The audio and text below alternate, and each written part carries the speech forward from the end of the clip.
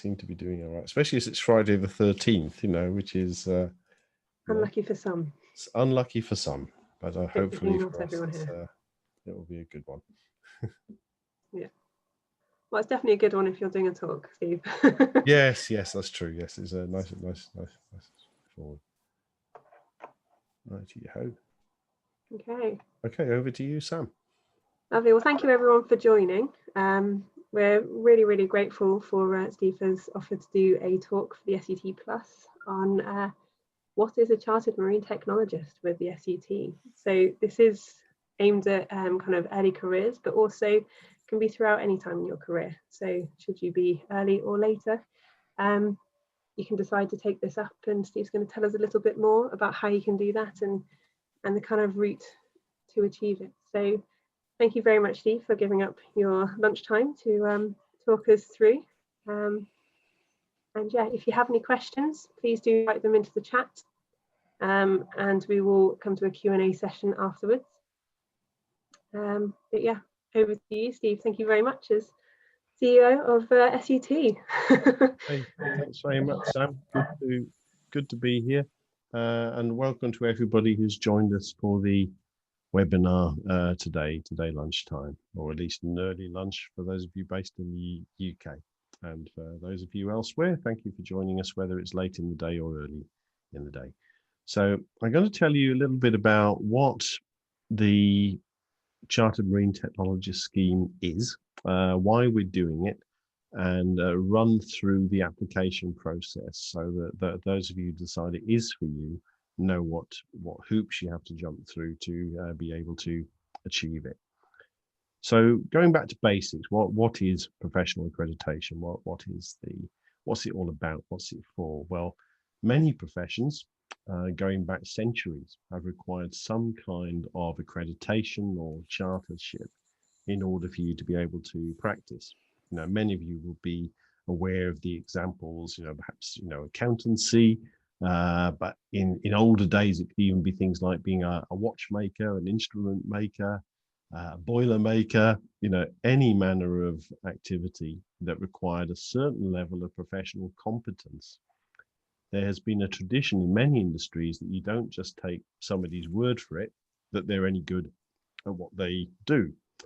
Now, obviously, in the modern era, people go to university, they get themselves degrees, or they might have gone through a technical training pathway with apprenticeships, or perhaps they did some time in the armed services and learned that way.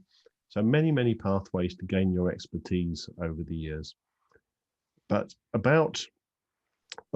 let's have a think. This would be back in the 1990s. Now, the IMRS, which many of you will have heard of, the Institute of Marine Engineering, Science and Technology, was until the 1990s simply the Institute of Marine Engineers, Marine Engineering, and had built up its reputation and its expertise over more than a century, particularly in that era where probably most of the ships in the world's global merchant fleet flew a red ensign in the back, and they all had a British trained engineer overseeing the safety of the ship, the work of the engine room, making sure the thing didn't blow up or sink, etc., etc. And they established, through trial and error, it must be said, because they did lose quite a few did go bang. They gradually learned what were the essential skills that were required for a marine engineer that could keep that ship safe afloat, not kill the crew, not kill the engine room people in particular. And as well as the marine professionals who work on ships having their academic qualification, the certificate that said they'd been to a technical college or a university and knew how to be an engineer, they also had that extra layer of the accreditation from a professional body, the Institute of Engineers, saying that this individual has been tested by their peers. Their people who are experienced professionals have assessed that individual's level of ability. They've interviewed them. They've seen the evidence this person knows how to do what they say they can do. And it's almost a kite mark of excellence. You could say that, Joe or Joanna Bloggs is a marine engineer. They've been trained at a reputable organization. Their certificate is genuine, and they've gained a few years of experience, and they've been tested by their peers and shown as being people of the right caliber. So when you go for a job, your employer knows straight away when they see chartered marine engineer that individual is up to that, up to the required standard, and they're going to be safe to let loose in the engine room of their ship. Now, in the 90s, IMREST, or IMRE as they were at the time, decided they went back to the Privy Council and said, could they be renamed the Institute of Marine Engineering, Science and Technology to have it to broaden their remit to include the oceanographers and the ROV operators and all the other people who aren't traditional marine engineers but are still involved in various ways in the deep sea industry. They had permission to go ahead. And so, as well as the traditional marine engineer status they'd had for many, many years, IMREST were given permission to have 2 extra registers, one being Chartered Marine Scientist and the other being Chartered Marine Technologist. Chartered Marine Scientist is the one designed for people working in ocean science. So that would be, oceanographers, meteorologists, some of the marine biologists, all manner of marine science type creature. And indeed, that's the pathway I went down. So I'd been working at that time for the best part of 20 years in marine science, and I was approached by IMREST sort of saying, would you like to be part of our first cohort of chartered marine scientists? And I said, yes, please. And off I went. I had to submit the evidence of my educational qualifications, my work experience to date, and then I was given a reasonable grilling by 2 experienced marine scientists who at the end said, yeah, Steve's up to scratch. You are hereby a chartered marine scientist. And, that's had its uses, not so much when you're actually working in the marine science community, because your peers tend to know who you are. And particularly if you've got a doctorate, then they say, well, okay, he or she is that's Dr. So-and-so. They kind of know what they're doing. They've got the publication record to show it. But for individuals who don't have a doctorate, in particular, the Chartered Marine Scientist has turned out to be a very useful means of being able to tell future employers or people who want to give your company a contract that the person who has been allocated to the job is actually capable of doing it. So it is very much this kind of quality control aspect. Now, the other one, so they had the Chartered Marine Engineers, the Chartered Marine Scientists, and then this third tier is Chartered Marine Technologist. And this was developed for the people who not necessarily the engineers who hammered the thing out of metal in the first place, but the people who actually use and deploy technology. So again, these could be people using marine autonomous systems, remote operated vehicles, the people installing cables and pipelines, seabed anchoring systems, the 1,001 different devices that might get used in the real world in a marine technology context. Now, IMREST approached SUT a little while back now, sort of saying, guys, would you be interested in being a body licensed on behalf of IMREST to issue chartered marine technology status to your members? Now, IMREST had never done this before. They'd always insisted that if you wanted to be chartered, that you had to be a paid up IMREST member, which is quite expensive, and also if you're already a member of other organizations, do you want to be a member of IMREST and SUT and the 10 other professional bodies that might be after you? But in this particular case, they came to us and said, we haven't actually had that many people wanting to take up chartered marine technologist within the IMREST membership, because most of our people tend to be marine engineers or marine scientists. We don't actually have that many technologists. So would SUT be interested in being licensed to offer it? They made the same offer to our friends over in the Marine Technology Society in the United States. And so SUT and MTS joined forces to work with IMREST to see what did we need to do to the Chartered Marine Technologist scheme that IMREST have so that we could roll it out and offer it to our own members.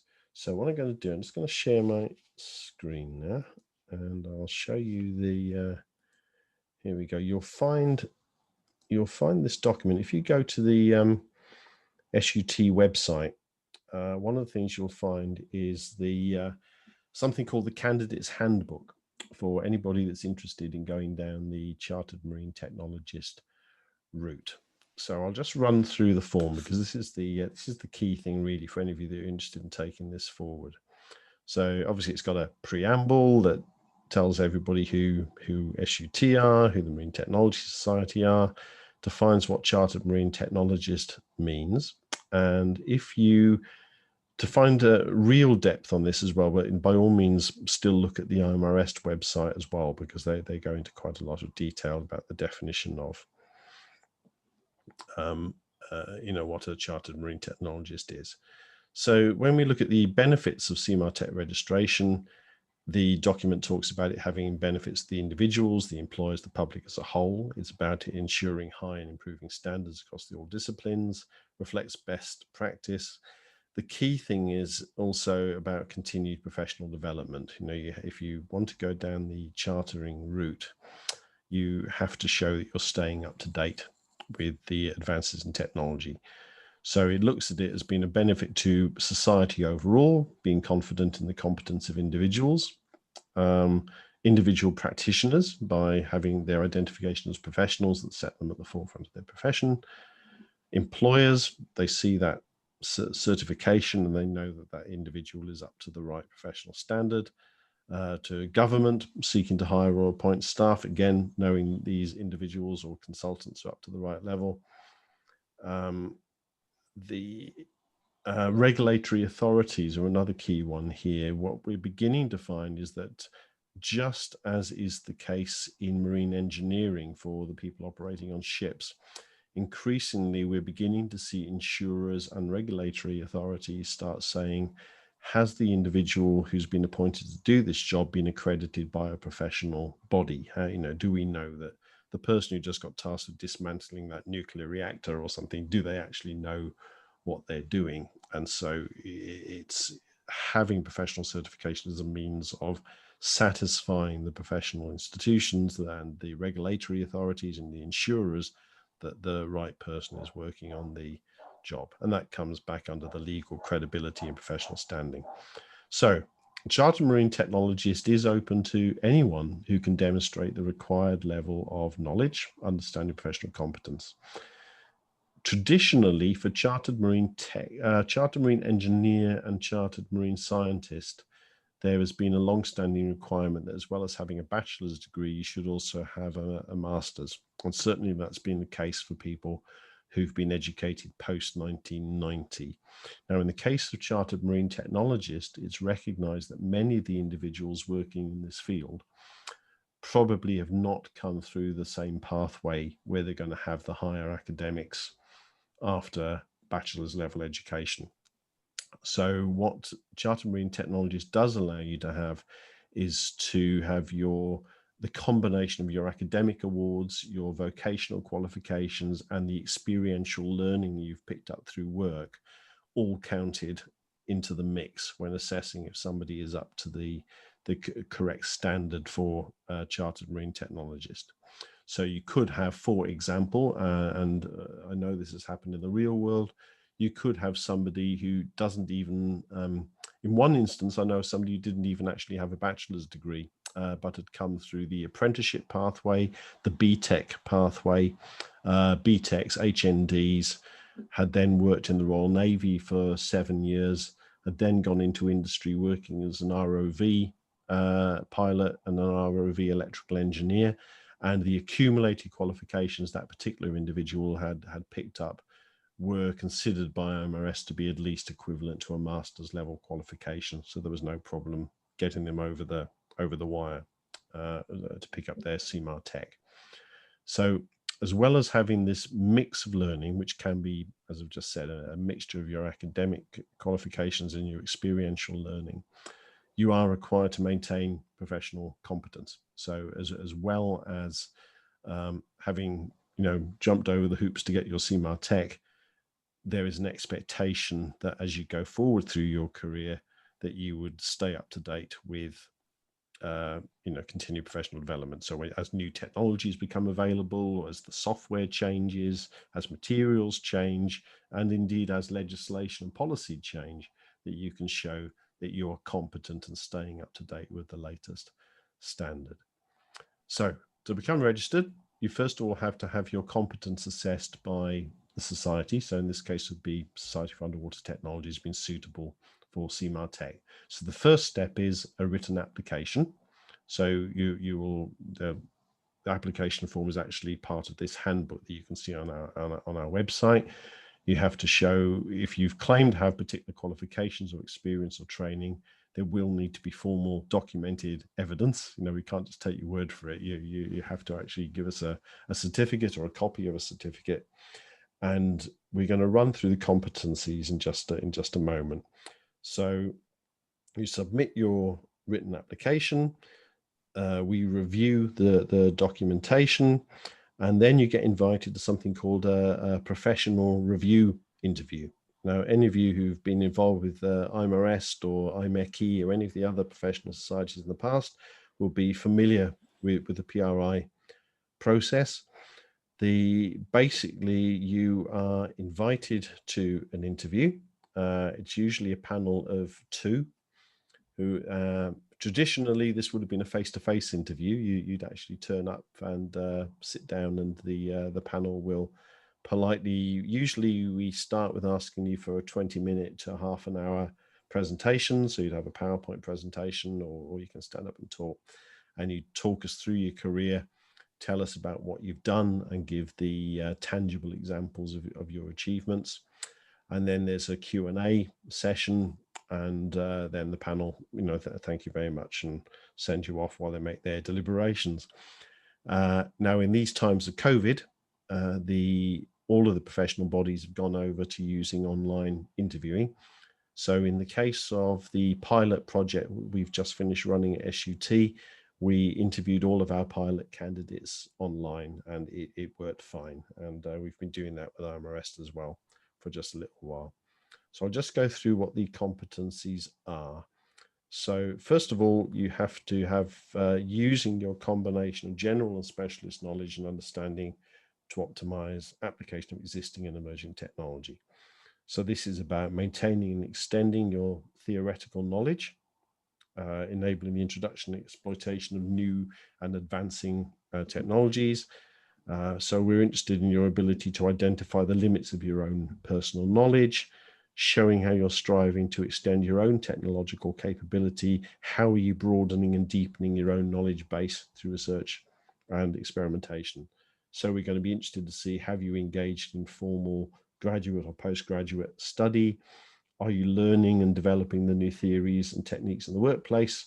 What are you doing? Are you keeping abreast of the new codes? Are you attending training courses? Are you reading the monthly journals, et cetera, et cetera? Are you aware of the current state of the art in legislation, et cetera? And critically, are you maintaining a record? And one of the problems we've found in the past with these schemes is many individuals aren't very good at keeping a record of the training that they've completed. Now, very much this depends who you work for. So some of the better employers will have quite formal continued professional development registration systems where you maintain an online or written record of the training that you've undertaken. That isn't always the case, and quite a few employers don't have a formal scheme for that, or they expect the individual to maintain their own record. But so record keeping matters in this case. Then are you engaging in creative and innovative development of systems, processes, and products? So we're going to be seeing how you understand things like intellectual property rights, the importance of marketing strategies. How does your technical ability fit in with your understanding of the business side of the organization you work for as well? We expect you to have a good understanding of statistics. You're able to understand statistical analysis. Section B, are you applying the appropriate theoretical and practical methods to analysis and solution of problems? So this would include your ability to explore You know, those areas within your own responsibility for new opportunities. Are you reviewing the potential for enhancing products, processes, systems and services? Are you involved in the marketing of or tendering of new products, processing and systems, or involved in the specifications and procurements of new projects, processes and systems, setting of targets, drafting of programs and action plans? We're going to be interested to see to what extent you've been conducting appropriate research and undertaking design and development of solutions. And this can include, you know, carrying out theoretical research, carrying out applied research, leading and managing value and whole life costings. Are you leading design teams or drafting specifications, developing and testing options, you know, so on and so forth.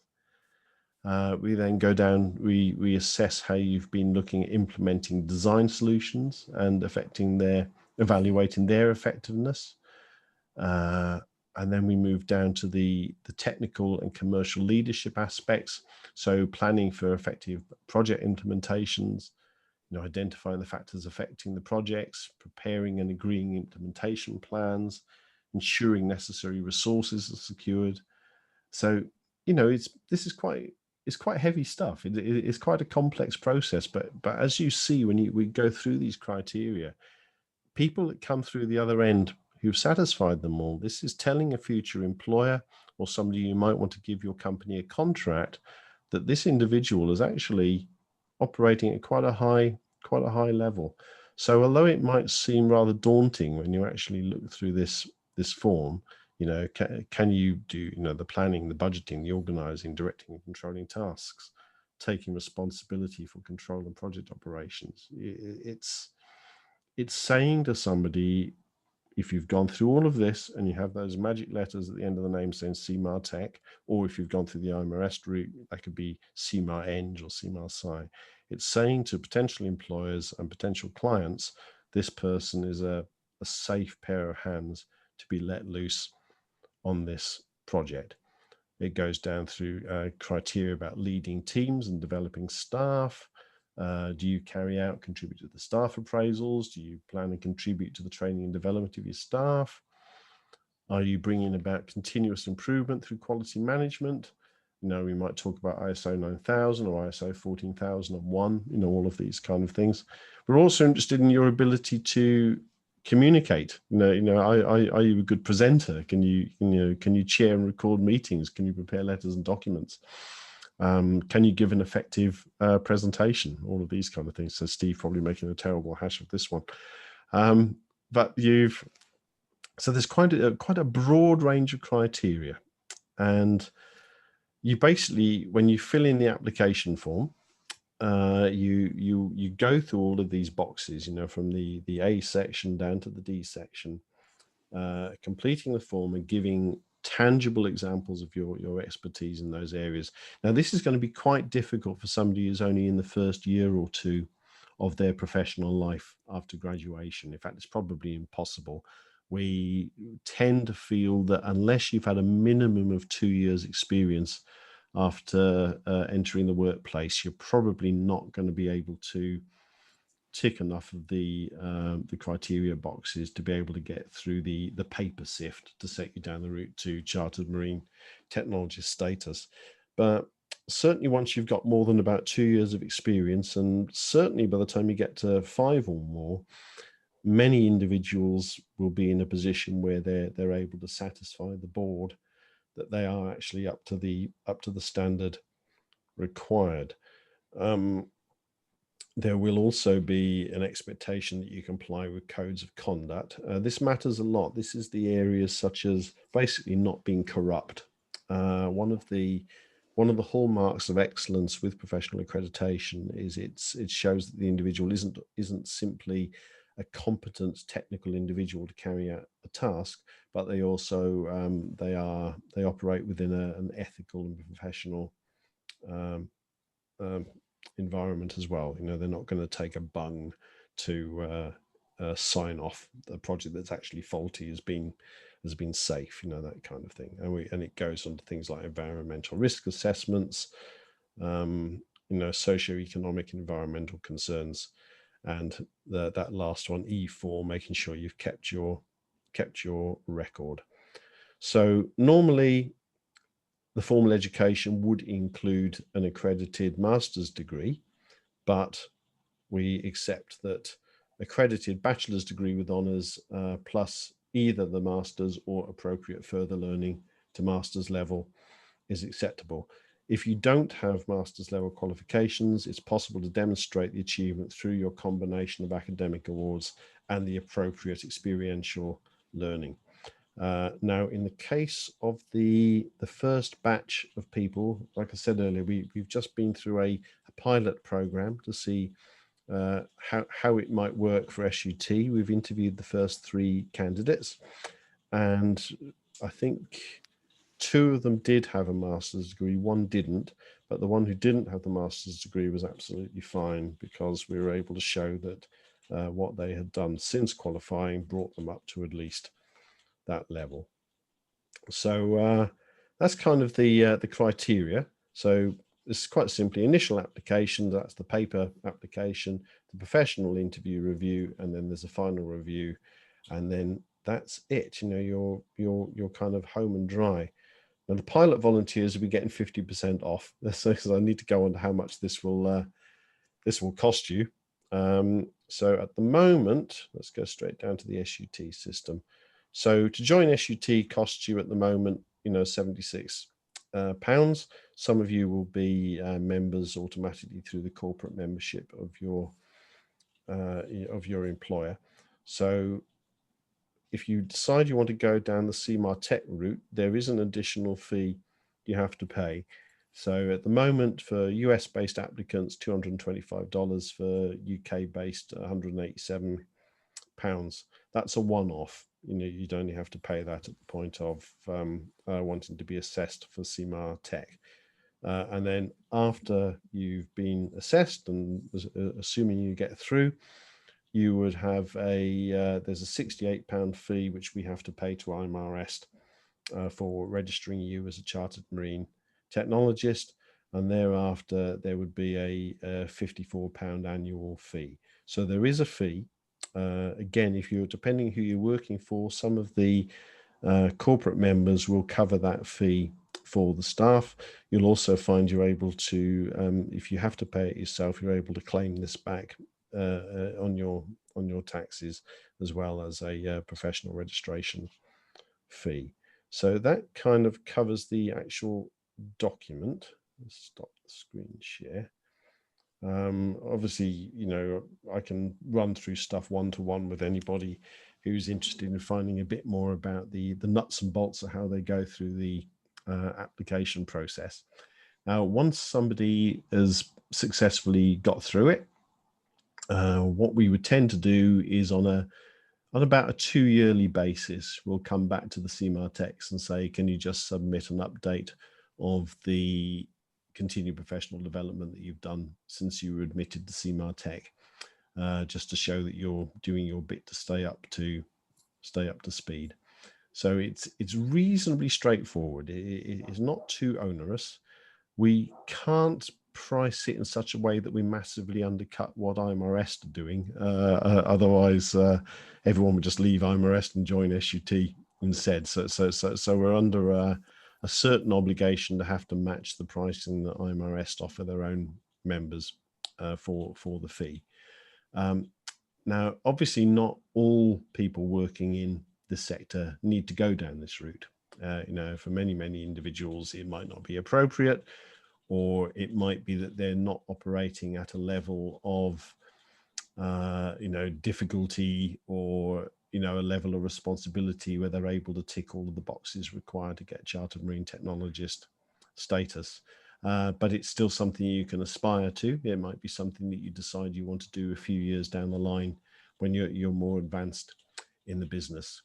And in some ways, the way I describe it, the era where somebody would join an employer and perhaps spend the next 25 or 30 years working with the same organization has largely gone. You know, we're now moving into an era where individuals might work, you know, 2 or 3 years for one employer, then they might perhaps go back to academia for a little while, or they might carry on as a consultant, then go back to an employer, we're going to end up with portfolio careers, where people jump through quite a lot of hoops over many, many years. And one of the things that CMAR Tech, or indeed CMAR Eng or CMAR Sci gives you, is almost a kind of a spine that runs through your career, of having this thread of guaranteed accredited professional development all the way through. So even though you might flit from employer to employer and job to job over the period of your working life, what having CMAR Tech or CMAR Eng or CMAR Sci lets you have is an audit trail that you can show employers or people that want to take you on for a project, that you know what you're doing, that you're being assessed, and that you've stayed up to date with your training and competencies. So you don't have to do it. It's not compulsory, and certainly SUT isn't going to ever go down the pathway where we say, if you join SUT, we expect you to go down the CMAR Tech pathway. That's not how it works. But for some of our individuals, particularly the people who haven't gone down the PhD route, which in the case of SUT is the majority, what CMAR Tech does let you have is that kite mark of quality, that kite mark of excellence, that will help you stay in work and help you secure contracts through your working life. So that's kind of how the scheme works. We're hoping to roll it out basically from the beginning of the new year. We've just run the pilot scheme, where we charged half price for the initial tranche of volunteers who were willing to be the guinea pigs, and it worked very well. We're having an online awards presentation on the 9th of December, which we'll spread out some more news about later, and we're doing that jointly with MTS, who have their first tranche as well. Interestingly, I sat in on the MTS interviews, and it was quite interesting, comparing the two standards. And we had one candidate who on paper looked absolutely fantastic, but when you actually interviewed the candidate, he was essentially purely a manager. He hadn't actually been doing any hands-on technical stuff for years and years and years. And we actually found that although he, in theory, had the paper qualifications, in practice, he was so out of date, in being able to answer, so how do you actually do X, Y, and Z, that he wasn't actually somebody that we were able to get over the line. So it's not guaranteed that you get it just because you got the right qualifications. You do have to show that you're current and up to date.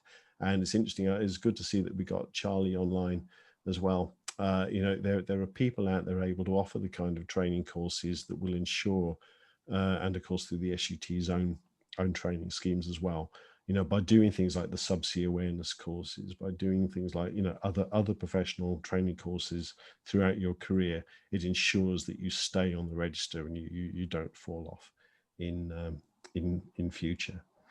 Okie doke.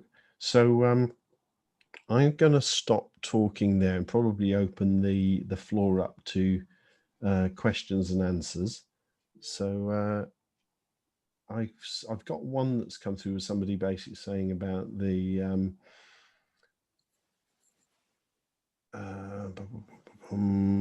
okay, we have other now for people based in Australia, as well as the CMAR Tech system that we're talking about here.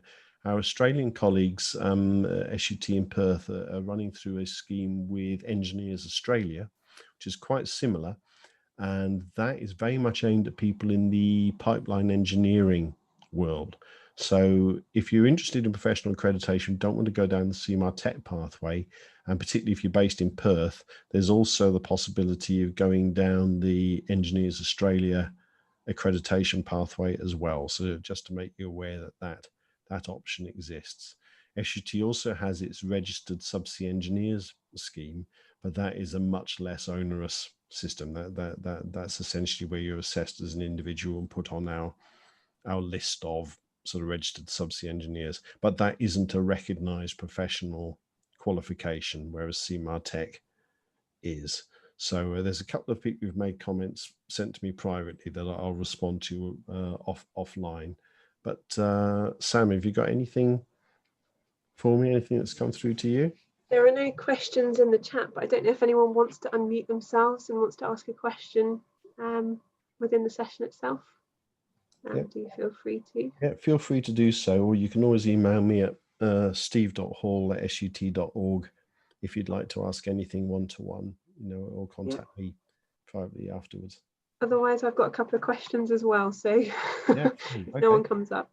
I've got one, if I may. Yeah, Right. sure. Hi guys, hi Steve. Just a quick question, really, from a purely selfish point of view. If someone's got a technical background and spent, many years offshore doing the technical work that this is kind of designed around, but more recently has got a more commercial, strategic, managerial steering group type hat on, is that something that's going to be a problem for this, or no? It won't be, provided they can show that they still have technical understanding. The key thing is to show it hasn't worn off. Yeah.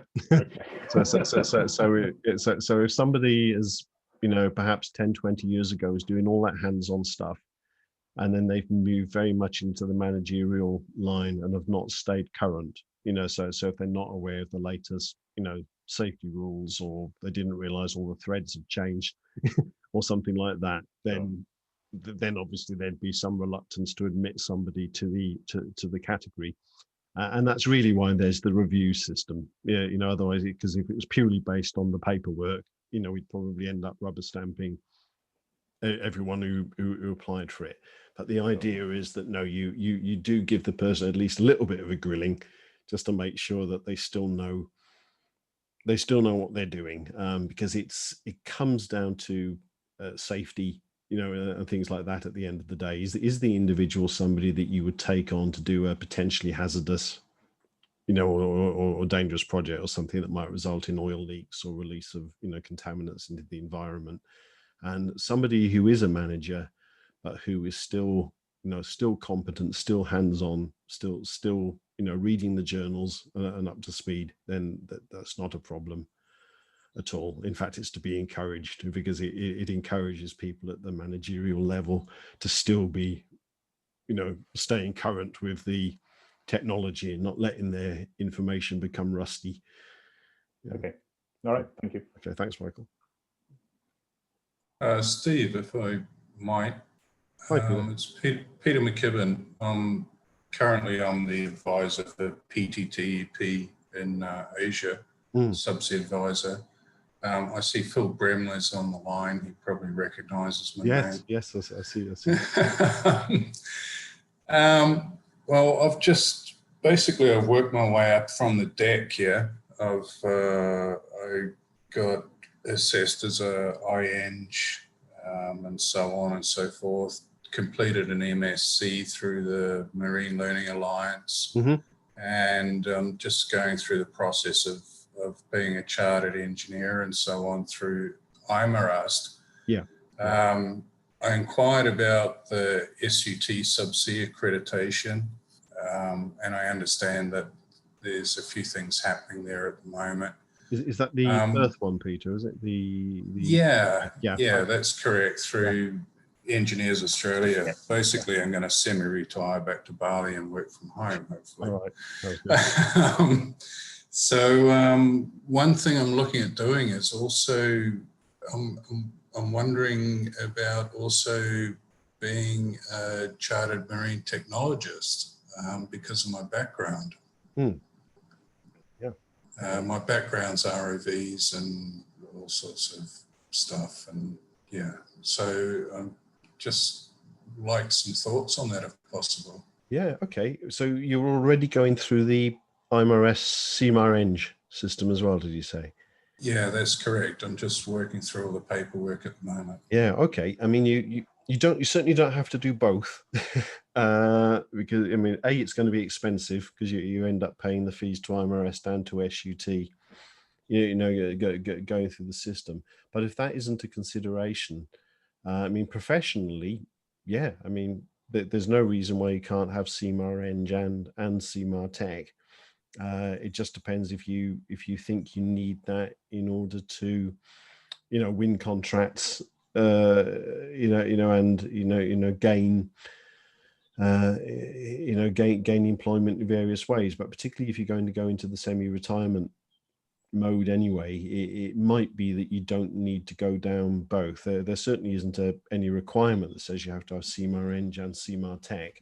They're considered equivalent qualifications in the, it's just that one is obviously biased towards the engineering side and the other is biased towards the technology side. So it'd be very much up to you as an individual if you want to go down that route of having the both. It'd be like having two master's degrees or two PhDs. There's nothing to stop somebody doing it, but you don't have to you don't have to have both. Steve, would you be able to transition from one to the other? Would that be an option? I already have, I think, Sam. Okay. Yeah, as the advisor for the subsea advisor for PTTEP, basically, I have, I think. Yeah, that's right. So there's there's quite a lot of duplication, obviously, between the scheme. I mean, in fact, the application system is virtually identical, and so is the paperwork trail. It would just be that you'd be giving a slightly different paper trail to the one you'd be doing, for a CMAR Eng. So is basically whatever you'd like to do. You're perfectly welcome to do both, and obviously we're going to welcome as many people who want to do CMAR Tech as possible. And you could, of course, still do CMAR Tech through IMRS. They'll still continue to offer CMAR Tech on the IMRS pathway, but we will. Also, I should add that IMRS have said to us that if this works, and that if we end up having a decent number of people decide they want to come through and do CMAR Tech at SUT, that in the future they will widen the license to let us also offer the CMAR Eng and CMAR Sci as well. But they want to see how we do on the CMAR Tech side to start off with. The other thing that they've said to us is if this is successful, we will have the right to offer CMAR Tech bracket, so ROV, CMAR Tech bracket AUV, CMAR Tech bracket pipelines. Yeah, we'll be able to develop our own almost sort of specialist subdivisions of the CMAR Tech scheme in future.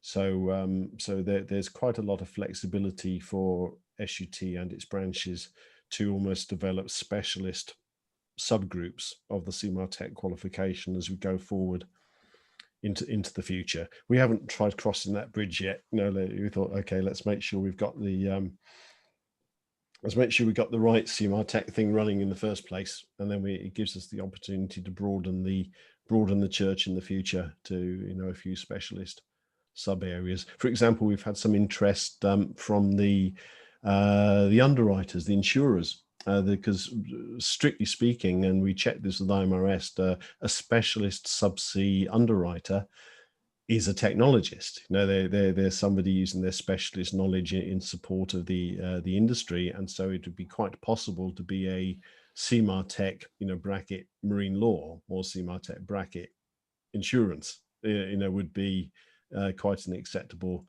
qualification pathway to go down in the future.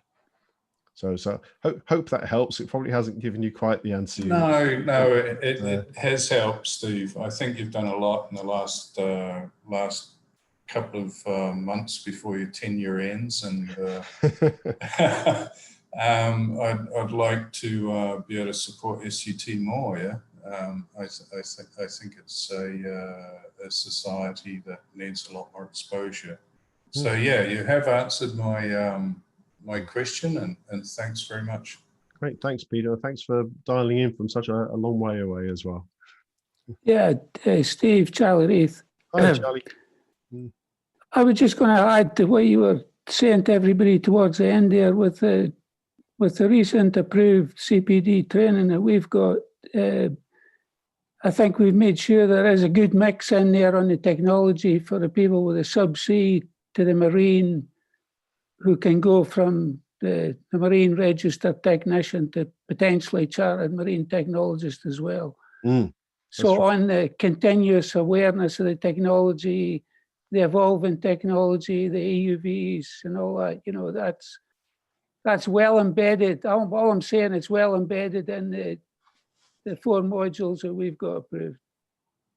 Yeah, that's right. So if people want to find out more about Charlie's courses. What's your just remind the audience of your web address there, Charlie? Yeah, it's basically www.cflowconsultancy.com. Great. Okay. Thanks, Charlie. So anybody else got some questions they'd like to ask about this one? I was going to raise one, which was internship. So if you haven't necessarily got masters, but you haven't got quite 2 years worth of experience, say you've been doing internships or summer placements and stuff like that, does that all count? And it would would that be the clock basically starts from graduation. So once you've got through your you've got through your first degree, the timer that says like minimum 2 years experience would kind of basically start in the July that you've just finished university. So even if you weren't in paid employment, if you've managed to have a decent amount of time with good experiential learning from internships, things like that, that would all count towards the qualification. I would say that for quite a lot of candidates, it is going to be hard in just 2 years to get up to the level required. They'll probably be absolutely fine on some of their, say, technical book type knowledge, but it does take a few years of hands-on experience, to really be able to satisfy all of the criteria. So you probably won't find many CMAR techs, certainly under 25, will probably be about the absolute minimum. And realistically, it tends to be people in their sort of late 20s, early 30s, that tend to be the ones that start being admitted to the category. It's possible to do it quick, particularly somebody who's very, very focused and who steers a deliberate course designed to ensure that they can get through all those criteria. They'll be able to do it quite quickly. But for most people, you probably need more like 3 to 5 years after graduation before you're going to be right up to speed. I guess you could start the process fairly early on, but then just kind of hone it using the understanding and just start it. Absolutely. And I have seen, wearing my IMRS hat, I have seen individuals who, we've had some who, for example, were in the Royal Naval Reserve during their time at university, or were doing other things like that, where they were starting to get some hands-on experience. And IMRS were happily counting the time they'd spent as sort of midshipmen out there, gaining experience as part of the clock, so that helped push it back a little bit as well. Okay. You mentioned about currently there's only a few people on pilot studies. Is there going to be a limit on numbers for taking on new people, or is it just open? No, to not really. We one of the main thing that we need to get in place is, because we were just running the pilot scheme this year just to see how it worked. We haven't got, for example, we have a very small headquarters staff, as you know. So one of the things that we're negotiating with our friends over in MTS is, as we roll this out into being an operational system, how we divide up the work. Because one of the things we're not sure of is basically how many of our members are going to be interested in taking this forward. Now, if it turns out that we're only going to get 3 or 4 people a year that are interested in being CMAR techs, then it doesn't really add any great workload to SUT to administer the scheme. We can quite easily do that. If suddenly we find that 500 of our members will turn up at the front door saying, I want to be a CMAR tech, then clearly we're going to have to scratch our heads and figure out how we're going to ration the flow. Would that we have that dilemma, is kind of my attitude at the moment. So let's see how many people are interested. We'll give this a decent dose of publicity when it's ready to run in the wild. And if it turns out that we need to take on extra resource to serve the need, then that's a bridge we can cross when we get to it. But at the moment, I think we'd just be very pleased to see how many people want to try it at all. I should add, part of the deal we've come to with IMRS is that if for any reason hardly anybody takes it up, so suppose if a year or two down the line we find we've only got half a dozen people in SUT who bother going down the pathway, and so it's not worth us kind of trying to support it. IMRS have undertaken that anybody who signs on as a kind of an SUT CMAR Tech, if for any reason we abandon the scheme, they will automatically be taken on as an IMRS CMAR Tech. So they will basically look after anybody that we've admitted through our auspices, and IMRS will fully recognise you as a CMAR Tech as if you were one of their own. So people don't need to fear SUT going off half-cocked and then deciding we don't want to carry on doing this and abandoning you. The parent body will take it forward, and ditto Marine Technology Society will recognise things as well. Okay. I have one other question, which essentially is kind of linked to the other chartered statuses, but if they're not quite ready to roll out yet and they're kind of going to be seen, it was generally in line with costs for those. Would they be similar to the current rate, or would that kind of vary again with the IMRS? The rates we show in the application form, basically the ones we're going to use. For the people who did the pilot scheme, we basically charged them a half rate because they were guinea pigs, and you have to give them some reward for putting up with us stumbling through the system. We'll go to the full rate as per the form from 2021. It's broadly comparable with the IMRS fee structure. It works out a little bit cheaper than IMRS simply because SUT membership is much cheaper than IMRS membership. So IMRS, you're looking at best part of £300 a year now, to be a member, including your professional fee. SUT is going to be quite a bit lower than that, simply because our annual SUT membership fee is only £76. So it is going to be a less expensive way of becoming a chartered marine technologist. But I can't shout that too loud because IMRS might suddenly say we're going to put up the fee to stop so they don't hemorrhage members to SUT instead. Yeah. And I assume that will translate across when hopefully we get the chartered marine engineer and scientist. Yeah, that's right. I see Phil Bremner's made a question asking, had COVID had a detrimental impact on the interviewing, because the time he's been waiting for an IET. So at the moment it hasn't, basically because we haven't launched the thing in the wild yet. The main point being that in the SUT system, we'll probably just stick with the online interviewing system. IMRS gone over to online interviewing for the last few months. It's working very well and has been able to clear most of their backlog, certainly of chartered marine scientists. I sit on their panel for those, and I think we've entirely cleared the CMAR Sci backlog now, which had built up to being quite a big one because of COVID. CMAR Eng, I think, still have a bigger weight. In SUT's case, there is no waiting list. So if anybody wants to go down the pathway, we'll be able to assess you pretty quickly. And good to hear from you, Phil, as well. Good stuff. Is there any more? Does anyone else have any more questions or anything they'd like to find more information about?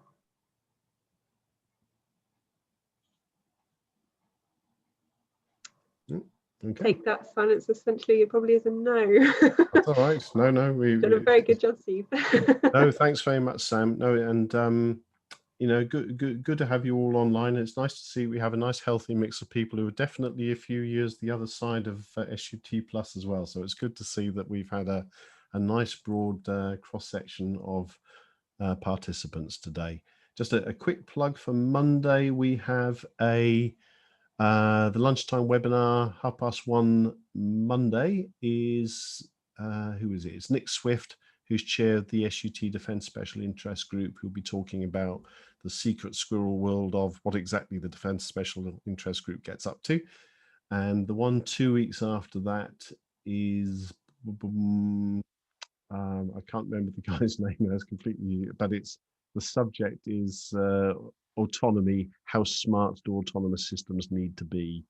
And I'm sure the second I stop talking, I'll remember his name. So thanks very much for joining, everybody, and we'll be back to you as soon as we as soon as we can. And thanks to the private messages that have come through as well. I've got a few on there, and I'll try and respond to you all individually. Yeah, if anyone's got any questions, just let us know. Yeah, this is also being recorded, so this will be put up on the usual location, I believe. Is that right, Steve? Yeah, that's fine. Yeah, we'll put them on the yeah, it'll be on the SUT. If you Google SUT Media on YouTube, you know, or just look on YouTube, you'll find that. I'm just going to send somebody my email address who's asked what it is. Yeah, anyone who isn't sure my email address, just steve.hall@sut.org will find me. And after I've left SUT, of course, that my last day with SUT is 14th of December. Anybody that needs to find me after the AGM, again, you can find me through social media, but try saltwatersteve@btinternet.com. will find me as my non-SUT address if you're trying to find me that way. Okay. And then also to plug for SUT Plus, if you've got any questions specifically for SUT Plus or any of the members there, the Gmail account is sutpluslondon, that spells out full, @gmail.com. Otherwise, just get hold of us within LinkedIn and we can try and answer any questions that way as well. Brilliant. But thank you everyone for joining. Thank you very much, Steve. It was a very interesting talk. Hopefully answered everyone's questions, and hopefully we'll have lots of new kind of applications next year. Indeed, yeah. Okay, thanks very much, and have a good weekend, everybody. And for those of you in England, enjoy the lockdown. So we've just finished ours in Wales, so our turn to go back out again. So We'll watch on with jealous eyes. Yeah. Right. It won't Thank you, be everyone. forever. Cheers. Okay, ta-da. Steve, thanks, Sam. Bye. Okay, thank you. Oh, thanks, David. Yeah, good to have you there as well. Thank you. Bye. Okay, bye all.